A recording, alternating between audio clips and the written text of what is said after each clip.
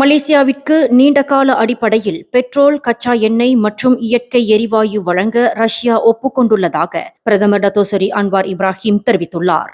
ரஷ்யாவில் நடைபெற்ற Russia ASEAN நினைவேந்தல் உச்சநிலை மாநாட்டில் கலந்து கொண்டதை தொடர்ந்து தனது 2 நாட்கள் அதிகாரப்பூர்வ பயணத்தின் நிறைவில் மலேசிய செய்தியாளர்களை சந்தித்த அன்வார், இந்த ஒப்பந்தம் நாட்டின் எரிசக்தி பாதுகாப்பை உறுதிப்படுத்தும் என்று தெரிவித்துள்ளார். மேலும் தற்போது நடைமுறையில் உள்ளதைப் போல ஆண்டுதோறும் அல்லது குறிப்பிட்ட காலங்களுக்கு மட்டுமே புதுப்பிக்கப்படும் ஒப்பந்தங்களை சார்ந்திருக்காமல் நீண்டகால எரிசக்தி வழங்கல் ஏற்பாடுகள் மேற்கொள்ளப்படும் என்று அவர் குறிப்பிட்டுள்ளார். இதன் மூலம் மலேசிய மக்களுக்கு நாட்டின் எரிசக்தி விநியோகம் குறித்து நீண்டகால உறுதி கிடைக்கும் என்றும் ஒவ்வொரு ஆண்டும் ஒப்பந்தங்களை புதுப்பிக்க வேண்டிய அவசியம் இருக்காது என்றும் தெரிவித்துள்ளார்.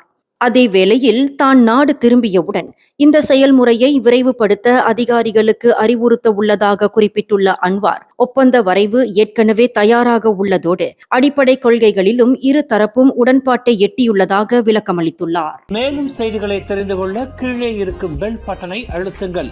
உங்கள் மகிழ்ச்சியை வெளிப்படுத்த லைக் மற்றும் ஷேர் செய்யுங்கள். தொடர்ந்து திசைகளோடு இணைந்திருக்க சப்ஸ்கிரைப் செய்யுங்கள்.